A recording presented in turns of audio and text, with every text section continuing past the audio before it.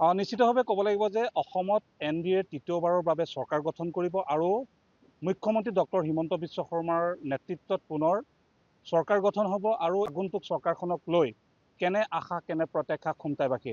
মই এই মুহূৰ্তত উপস্থিত আছোঁ খুমটাইত আৰু মোৰ লগত যথেষ্ট সংখ্যক লোক আছে। মই তেখেতসকলৰ পৰা পোনে পোনে প্ৰতিক্ৰিয়া ল'বৰ বাবে চেষ্টা কৰিম। এইসকল আমি কেমেৰা সহযোগীৰ জৰিয়তে দেখুৱাইছোঁ।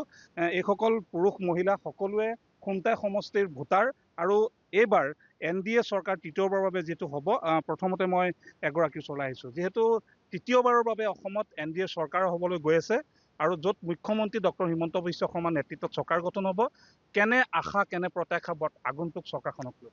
হয়, সঁচাকৈ সন্মানীয় মুখ্যমন্ত্ৰী আমাৰ ডক্টৰ হিমন্ত বিশ্ব শৰ্মাৰ নেতৃত্বত তৃতীয়বাৰৰ বাবে NDA চৰকাৰ গঠন হ'ব। ভাল লগা কথা যে মুখ্যমন্ত্ৰী মহোদয়ে আমাৰ ৰাজ্যিক নেতৃবৃন্দই যি সপোন দেখিছিলে যে 100+, সঁচাকৈ এইবাৰ 102খন আসন লাভ কৰি আমি সঁচাই গৌৰৱান্বিত হৈছোঁ। বিশেষকৈ যিসমূহ আঁচনি, মহিলা উদ্যমিতা আঁচনিৰ পৰা ধৰি প্ৰত্যেকটো মানে সনাতনী ধৰ্ম প্ৰতিষ্ঠা কৰাৰ নিমিত্তে আমি যি পণ কৰিছিলে মাননীয় মুখ্যমন্ত্ৰী মহোদয়, আপোনালোকে দেখিছিলেই যি আপোনাৰ যাত্ৰা কৰিছিলে, সেই যাত্ৰাতে তেওঁ সম্পূৰ্ণভাৱে ঘোষণা কৰিছিলে যে আমি এইবাৰ 100+ হ'ব আৰু ৰাইজেও তাৰ ফলশ্ৰুতি দিলে। প্ৰকৃততে এই চৰকাৰখনে যিমানখিনি জনহিতাৰ্থে কাম কৰিছে, সেই মৰ্মে চৰকাৰে তৃতীয়বাৰৰ বাবে এই চৰকাৰ গঠন কৰিছে। আৰু দ্বিতীয়বাৰৰ বাবে মুখ্যমন্ত্ৰী ডক্টৰ হিমন্ত বিশ্ব দ্বিতীয়বাৰৰ বাবে মুখ্যমন্ত্ৰী ডক্টৰ হিমন্ত বিশ্ব শৰ্মা ডাঙৰীয়া আসন গ্ৰহণ কৰিব আৰু আমি প্ৰত্যেক ৰাইজে অতি উল্লাসেৰে বাট চাই আছোঁ। আৰু যিটো আমাৰ খুমটাই সমষ্টিটো আপোনালোকে দেখা পালে, মাননীয় বিধায়ক মহোদয়ক বিপুল ভোটত খুমটাই সমষ্টিবাসী ৰাইজে বিপুল ভোটত তেখেতক জয়যুক্ত কৰিছে আৰু তেখেতৰ হাত শক্তিশালী কৰিবৰ নিমিত্তে সকলো ৰাইজ তেখেতৰ লগত আছে।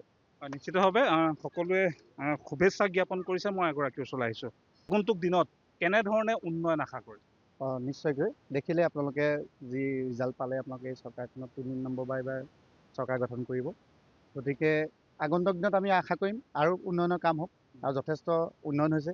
গাঁৱৰ একেবাৰে নিম্ন খাপৰ পৰা একেবাৰে উচ্চ খাপলৈ যি সকলো পৰিয়ালক চুই যোৱা আঁচনিয়ে মানে উন্নয়নৰ কাম আৰম্ভ হ'ল আৰু 1.5 লাখতকৈ অধিক যুৱক যুৱতীক 1.5 লাখতকৈ অধিক যুৱক যুৱতীক আমাৰ স্বচ্ছতাৰ চাকৰি নিযুক্তি দিলে আৰু আপোনাৰ দেখিলে 2 লাখ নিবনুৱা কাকো সংস্থাপন দিলে আত্মনিৰ্ভৰ অসম আঁচনিৰ যোগেদি।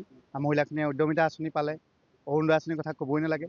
মানে গাঁৱৰ প্ৰতিটো পৰিয়ালে আঁচনিৰ সুফল লাভ কৰিবলৈ সক্ষম হ'ল আৰু অনাগত দিনত আৰু তাতকৈ ভাল ভাল আঁচনি ৰাইজৰ মাজলৈ আহিব। নিশ্চয়কৈ মই যথেষ্ট মহিলা আছে, মই কথা পাতিবলৈ চেষ্টা কৰিম। মই বাইদেউৰ ওচৰলৈ আহিছোঁ। বাইদেউ, কি ক'ব? যিহেতু মহিলাসকলক মুখ্যমন্ত্ৰীগৰাকী বা যোৱা সময়ছোৱাত চৰকাৰখনে যথেষ্ট আগুৱাই নিয়াৰ ক্ষেত্ৰত কাম কৰিলে আৰু তাৰ বাবে হয়তো তৃতীয়বাৰৰ বাবে ভাৰতীয় জনতা পাৰ্টীক মিত্ৰজোঁটক অধিক আসন দিছে। আগন্তুক দিনত কি আশা কৰে? হয়, নিশ্চয়কৈ ক'বই লাগিব। তেখেতৰ যি চিন্তা কৰি কাম কৰি গৈছিল, সেইখিনি মানে 100% তেখেতৰ সফল হৈছে বুলি ক'ব লাগিব।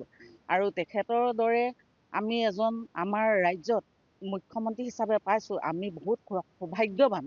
যিহেতু তাৰমানে আমাৰ পিছ পৰি থকা যিসকল আমাৰ মহিলাও আছিল, যি মানে বহুত বাহিৰৰ কথা নাজানে, ওলাই নাহে, তেনেকুৱা গাঁৱে ভূঞে সকলোতে উলিয়াই আনি আজি বহুত আগবঢ়াই লৈ গ'ল আৰু এতিয়া নিজৰ ভৰিত নিজে থিয় হ'ব পাৰিছে।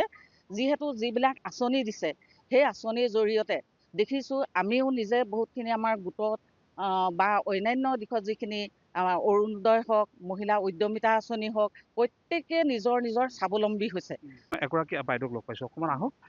যিহেতু এইবাৰ চৰকাৰখনে মুখ্যমন্ত্ৰী ডক্টৰ হিমন্ত বিশ্ব শৰ্মা নেতৃত্বাধীন চৰকাৰখনে লক্ষ লক্ষ যুৱক যুৱতীক সংস্থাপন দিলে। আগন্তুক দিনত আৰু 2 লাখ নিযুক্তি দিয়াৰ কথা কৈছে। কি ক'ব নৱপ্ৰজন্মৰ?